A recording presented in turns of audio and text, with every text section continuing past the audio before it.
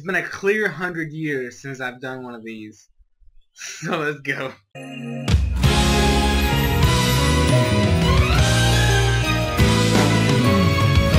Yo, what is up, Crockxen clan members, anime fans, and others who stump on this video? I'm SoresanCrockxen, and yes, finally, after a really long time, I'm doing another anime time with yours truly, Soresan.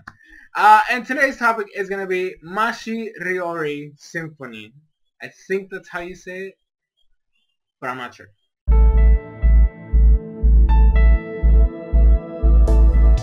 Now, the story of Mashiriori Symphony is harem, romance, mixed in with the plotline of a video game that has splitting endings.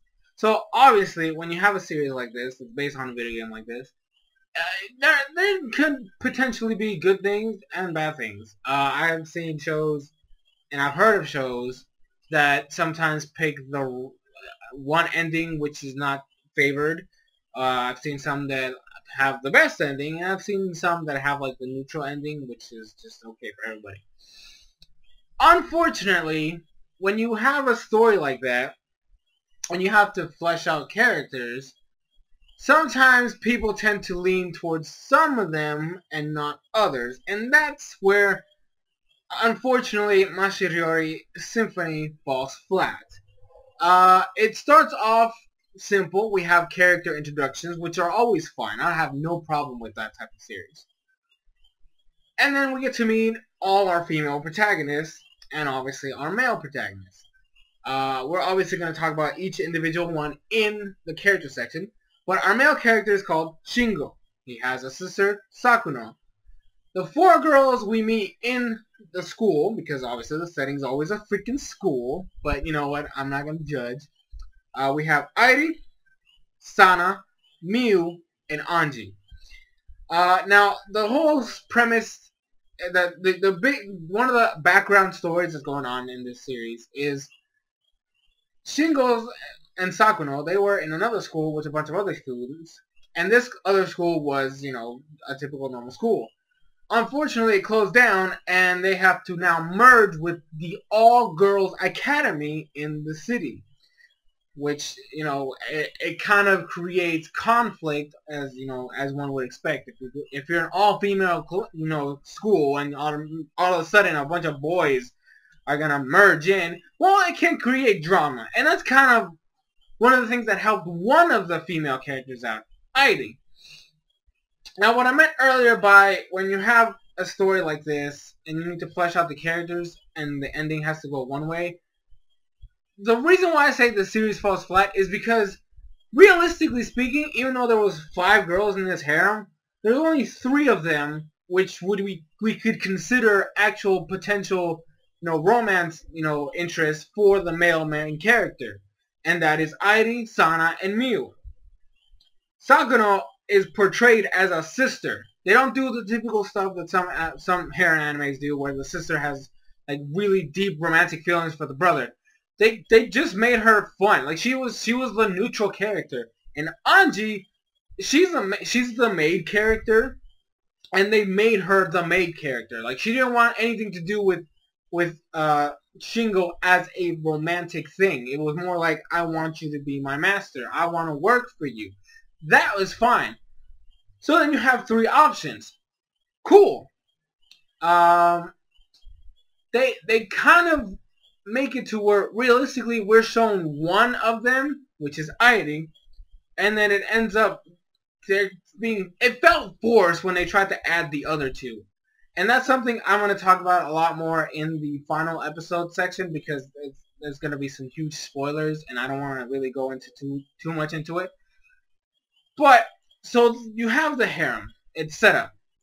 They have to deal with the school drama of the merge, boys and girls having to get along. There's a club that Miu runs, which is for animals that are hurt and injured at the same thing. They bring them in, take care of them, and then they'll release them back to the wild. So the setting is school, club, and sometimes the this playground that's in like this particular area, and those are realistically our only settings. We do see other places, but they're not as prominent as those 3 places, because those are the 3 places we're constantly seeing, and it becomes it's kind of like a roller coaster because, like I said, when you have an anime that's based on a video game like this, you're gonna run into some bumps here and there. But we're gonna talk about that more in the final episode section because I don't want to spoil you guys here in the story.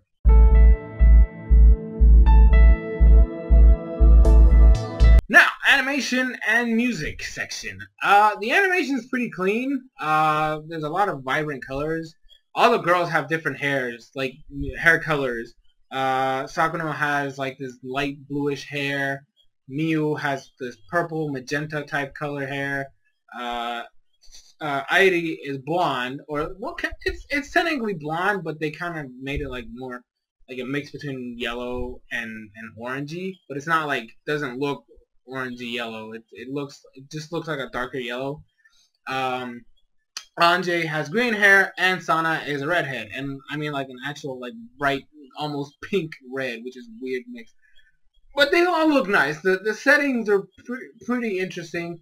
There is a there's a cat like that doesn't realistically look like a cat. Like when I was watching the series, I mean I kind of figured it was a cat and I called it a cat. But there's other people that thought it was a raccoon. There's people that think it's other things. There's people that think it's just a whole new animal that they created for the show.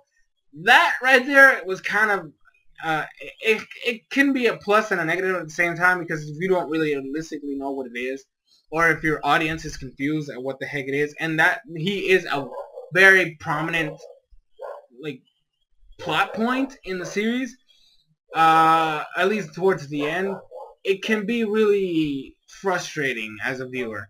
But other than that, the music is fine. I love the opening of the series. It is very emotional, romantic. But again, the biggest issue with the romance part is that they tried to set it up as if all the 5 girls had a thing and they had a possibility to be with the male main character, when none of that is actually real. But like I said, other than that, the music is fine. I had no problem with any of the music. Some of the background OSTs were fine. I didn't care too much about the ending, but I usually don't care about endings anyway because I don't watch the endings, so, you know, whatever. But it was pretty good. I'll say it. It was pretty good.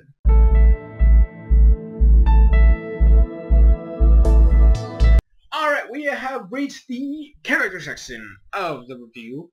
We're going to start off with our male main character because there's only one guy, so we'll just go with that. There is technically another boy character, but he's so irrelevant that I'm not even going to mention him. But here we have Shingo right there. Bop. I'm going to leave him right there while I talk about him. So I actually have to say, I liked him in the beginning. I did. Because Shingo is the kind of male main character in a harem that I generally like. One of my biggest issues with harems most of the time is the fact that they make the male main character stupid or incompetent or just straight up awful. When I see a harem like this one, where the male main character is very competent, very smart, very, you know, he can control himself, a very calm-natured personality who can keep his head together and not freak out at the slightest thing that happens. And so he's very calm-minded, and I really appreciated that. He's kind of like the level head of the group for the most part. At least he tries to be. And he, of course, being the male main character of an anime or a shonen, he's all about helping others, which, you know, you could take that as you want. I mean, I know that a lot of people hate that kind of main character, but I don't have a problem with it if it's done well. And he was, because it wasn't over the top, like, I'm gonna fight and kill people for you, you know, no, this isn't that type of show, so it's very, like, you know, just settle down. But his, obviously, main goal at the beginning of the series was to try to unite the schools so that there was no drama, because he wanted everybody to be happy. He wanted everybody to be, you know, okay with how they were going to be living in this situation and all that stuff, which is a very honorable thing, I gotta be saying. You know, I have to say, that's a very honorable way to look at life. And so I really liked him. Unfortunately, near the end of the series, he became a bumbling idiot, which I really hated. And I don't know. There's something, like I said, final episode stuff is where the spoilers are gonna be at, and I'm gonna talk really in depth about everything like that. So if you want to know more about my last thoughts on Shingo, watch the final episode if you don't mind the spoilers. Now over here, I gotta make sure that I want to mix it up. Over here, Sakura. I'm gonna talk about the sister character now. She's fine. She's okay. Sakura is very, like I said, she's very level-headed, and she really is like the neutral character of this series. She's not too wild. She's not too shy. She's just kind of there most of the time, which actually kind of works for the way she is. One of my biggest problems with sometimes when they do like harem sisters is the fact that they make them either insane or just extremely shy around their siblings when people try to kind of figure out that they have a crush on them. Or they love their brother, but not in the way a brother or sister should love their brother. She actually was, like I said, she didn't have any romantic feelings for him. They never showed any romantic feelings for him. At least that came up in my attention. I didn't notice any moments where they did that. She does tease him, but it's more, like I said, they kind of make her act like a sister. The teasing she does is actually funny, and it's just, you can clearly tell she's just messing with him.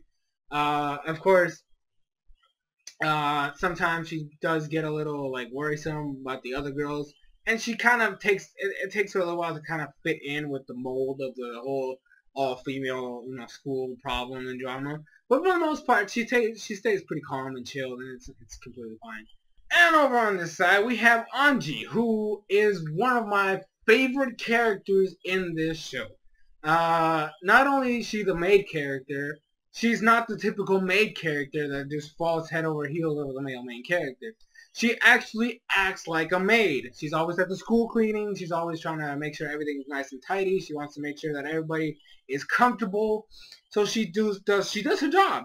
And the only thing she wants to do with the male main character Shingo is to be his maid. Like, she actually wants to work for him. There is an episode dedicated to that, which I thought was fantastic.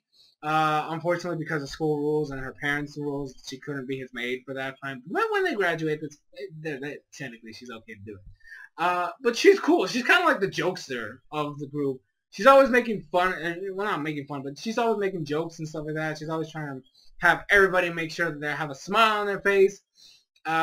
She's actually the character that has the least problems out of the entire cast. She's always just chilled, and she's fun. She was actually fun. Like, there was not a moment with Anji that was not fun, at least for me. Like, I had so much fun watching her, and I'm so glad that they wrote her the way they did, because it made her a lot more interesting than if they had gone the stereotypical maid character that they normally tend to do. And she's not a psychopath either. She's actually pretty chilled, but she's fun. She is a lot of fun. And then Sana over here. Now we're gonna talk about the three girls, right? This is the three girls who actually have romance thing going for her. This is Sana right here, the redhead. Sana is the hothead, ironically, because she has red hair. She is, at the beginning of the series, she actually acts like she's okay with the integration, like the school integration, stuff like that. She acts like it's fine. But realistically speaking, her feelings is that she hates it because she doesn't like boys. She thinks they are a nuisance, they are disgusting, they are rude, they are all perverts. So obviously, her mentality is to just get them out of here. So she pretended to like them, but then she realistically didn't. And she is a big, like, fangirl of Miu, which we're going to talk about later on. She respects her. Technically, Miu is the oldest out of all the characters. She respects her. She's her senpai. She loves her. She doesn't want anybody to do anything bad to her, so she's always like protecting her, and that's kind of why we see her true self, is because, the male main character, Shingo. Why do I keep saying male main character? We already see it. Shingo kind of tries to get involved with a lot of the stuff that's going on with her club and stuff like that. So she gets very jealous and then becomes drama. And then we do later on in the series, like I said, she becomes one of the romantic interests, not for Shingo, but for the girls section, because we kind of realize later on why she has as much distaste of Shingo. It's because she loves him. She's in love with the dude. She acts the way she does because she doesn't want to admit her feelings for him. And she prefers it this way, but deep inside, it hurts her. It hurts her to not be with him. Now, granted, she does take as many opportunities as she can to be with him, but of course, even though she doesn't want to, she'll do it. But, you know, that kind of idea. So she's the tsundere character, but she's just a hothead that just can't seem to express her, you know, because she's not like beat you up, like I can't handle you. No, she's more like I don't want you here, but I do kind of mentality. And then we have Miu. I'm gonna talk about Miu right now, real quick. I'm saving my favorite for last, by the way, in case you didn't understand. But Miu, Miu is the elder, the senpai. She's technically graduating. Like, this is her last year of school. Everybody else is kind of like a freshman. So she is the eldest here. And she is the compassionate character. She likes everything. She doesn't like to cause anybody harm. She doesn't like to worry people. She just wants to make sure that everybody else is happy. Now, this sounds kind of like Shingo, doesn't it? We'll talk about that in the final episode section. She is the one that runs the animal club shelter thingy, the animal rescue shelter, in the school. It's a club. And she has her pet cat, which I might as well just show a picture of it. It's right here. Panya! It's a boy cat. I think it's a cat. I don't know. You tell me in the comments, what the freak does this thing look like? Because I think it's definitely a cat. But I don't know. People tend to think other things. But so he's the main reason why she started the club. And she's just a very like well-rounded, compassionate character. And that's literally what her character is. She likes to she concerns over others, but doesn't like others to be concerned over her. So she works extra hard to make sure that nobody else has to, but then doesn't take care of herself at any point. So she's always putting herself last in her mind, right? So she worries about herself the least out of everybody. And now we have Airi, which is my favorite character in the entire series. And so she is the blonde, right? She's the blonde. She is the leader character. Yeah. She is the president of the student council of the school. She's the one that started the drama, right? That's kind of, like I said, I love her because she was developed perfectly for me. In this show, at least. In this world, she was developed perfectly. So, Airi is the one who, in the beginning of the series, is against the integration. Like, no cover, no blindfold, nothing. Like, she's open about it. I do not like this shit. We are an all-female school. Boys shouldn't be here. It breaks tradition, right? She's that character. And at the beginning, I kind of didn't like her, or obviously she was kind of like the antagonist in the very beginning, but that's why I wanted that. Like, I liked that because then we had not only all the other harem girls, we had her acting the part of the antagonistic female lead. And not only that, she grows over time to accept the integration with the romance with Shingo. And it was cute. Like, honestly, I like the fact that she went from being like closed-minded about the whole thing to very open-minded at the very end, to where she didn't have a problem with it anymore, and she was fine, and she was fighting for the integration to stay. Like, she went from the closed-minded girl who was against boys being in her school to the we gotta fight to keep the boys in the school, which was an awesome, and it was fleshed out enough, and you know, it was fleshed out like over time. It wasn't like an instant thing like that, and it worked just perfectly. It did, and it was amazing, and I love that she acted like the leader of the group, even though she's not the oldest, right? She acted like a leader. She was always the one that was giving advice on everything. Like, you ask her about anything, she will give you advice. Of course, when it came to Shingo, you know, we had the thing there.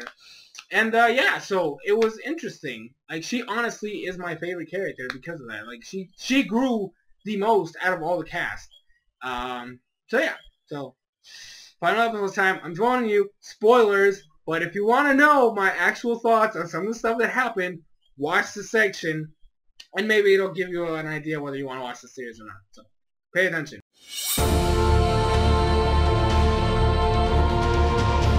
Oh boy, the final episode. Spoilers! There was a spoiler button that you could have clicked before you saw the section started, okay? This is going to be full of spoilers. It always is. And I'm going to go into in-depth analysis in this section to not only cover the final episode, but to talk about my actual feelings at the end of the series. So the last episode, let's talk about that first. Well, maybe I should... No. Final episode clip. Panya's mom is found, because Panya is from the wild, the cat. The cat is from the wild. And Mew rescued him, he was hurt, took care of him, and he's been with her all her life. Well, not all her life, but since she started the school back, like, her freshman year. And she's been taking care of it for a long time. They tried to find her mom. Unfortunately, they could never find her. And now all the characters kind of see the mom, and the whole premise of this episode is to kind of get Panya back to the wild with its mother, and kind of close off all the character arcs that were going on in the series, including Shingo, who Shingo's with, and like just closing off everything else, including the school integration war thing that was going on. Which it worked out. Everything worked out. The integration went through fine. Everything went fine and dandy. Now, I'm going to talk to you guys about what I feel about the last, like, 3 episodes or so of this series. Now, I'm going to tell you who Shingo ends up with. He ends up with Mew. Now, to me, Mew was the weakest out of all the female characters. And the reason for that is, she literally is just a female Shingo. They're literally the same character. And it bugged me that he ended up with her. Because as much as I loved Shingo in the beginning of the series, when they actually confess their love for each other, which is not the final episode either, guys. It's not. I'm telling you, it's not even on the final episode that they can, they express their feelings for each other in the most epic, dramatic way. No, it wasn't even that. Okay, it was completely stupid the way they expressed themselves, and not only that, it was literally used to bring Sana's arc into fruition, which didn't even help her out at all. So, like, they start acting like bumbling idiot, like both of them, and I mean both of them. They like, if it's not, let me compose myself. I'm gonna say something to you guys right now about this relationship. If they're together, and the subject that matter has nothing to do with their relationship, the whole boyfriend-girlfriend thing. If it has nothing to do with that, they are perfectly fine with each other. They take care of each other. Nothing bad happens. But the moment that something that has to do with the relationship, they both become the most stupid and bumbling idiots in the world. Like, they can't even touch each other without freaking out, flinching, or getting startled. It's ridiculous. Like, well, this entire series, anytime that the two of them were involved together in anything, they were fine. They were fine. Nothing was wrong. But the moment they decide to be together, and the moment they have to do something that involves them being a couple, they can't do anything real. Like, they get scared, confused, freaked, and it just made no sense. Not only that, what I meant when I said about Irie before, the whole Shingo stuff, they built it as if Irie was going to be the last character, the female character he was going to end up with. Not only was she the closed-minded antagonist, they actually shared a bath together. They had an intimate moment where it kind of helped her open up a little bit. And they actually grew closer together. Not only that, she was the student council of the school, but Shingo was the student council president of the other school, so they technically had to work together. And the relationship was built like that. Honestly, the whole Mew's thing came out of fucking nowhere. I believe Sana's way before I believe Mew's. Like, the Sana romance stuff is, like I said, she was the tsundere-ish hothead character. but she's very emotional. Like when we see the other side of her, like the actual like no, what is it called? The fragile side, like the innocent side of her. She seems sweet and she seems nice, and like you honestly feel bad for her anytime anything happens. And like I said, when Miu and Shingo confessed to each other, they were obviously doing they were setting up the whole episode to where Sana was gonna see it, and it made a huge impact on her, and it completely shifted her character, which I guess is it kind of worked in helping her build a little bit. But like I said, they completely ignored the irony stuff. The romance between Miu and Shingo completely came out of nowhere because it was not shown at any point until like that moment. Like that episode itself was when they started to be like show something there, and Sana actually had to provide exposition for this to even make sense. See, that's bad. Like honestly, I'm speaking to you guys. That is bad. Not only that, they made some weird. There was something in there I gotta tell you guys about, because this is straight up serious. They get two cats, these two kittens that were just thrown out by people like, typical. They're the rescue squad. Let's just give it to them, right? It's not like they have anything to do with their lives. They just take care of pets. That kind of. Okay, the cats end up like this is what I mean. Like they literally just decide to set this up like the most awkward way. The two cats ended up liking the names of Shingo and Miu. So the female cat, they're twins. The female cat is now named Miu, and the male cat is called Shingo. That is your setup for why they end up together. It just made no sense. And honestly, it felt weak. With Airi, they had it set up to where they kind of had to grow to like each other. They had to like stand each other. They had to deal with having to be together. It was a build-up, and this just comes out of left field. Not only that, this is why I said the two cats is important. There is a scene that people are still confused on what happened. The two cats go in heat. You know what heat is. They need to do it. They need to have sex. They need to breed.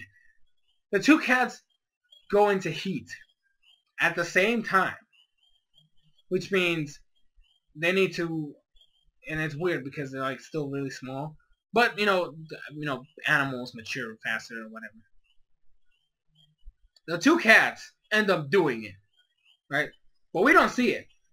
The thing is, when they're showing them being in heat, Shingo and Miu are by themselves, and they're having an intimate moment, and as soon as we realize that the two cats are going to do it, they do it too. At least that's what we can assume, because we don't even get to see anything.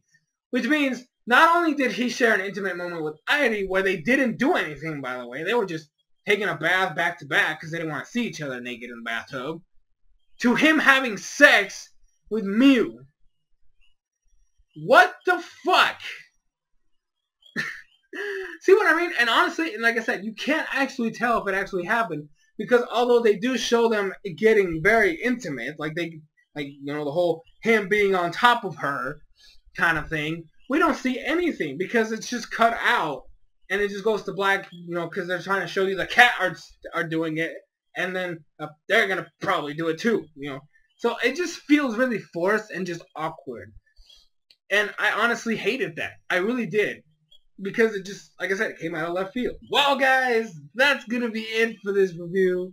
If you didn't watch the final episode segment, because you don't want to be spoiled, it's okay. You don't have to. You'll probably understand my feelings, though. Like, if you decide to watch the series, well, come back to the review, watch the segment to see if you kind of feel the same way I do. So, for this series. Now, this series, like I said in the beginning, started off great. It was kind of slow, but it was really just because of the character build.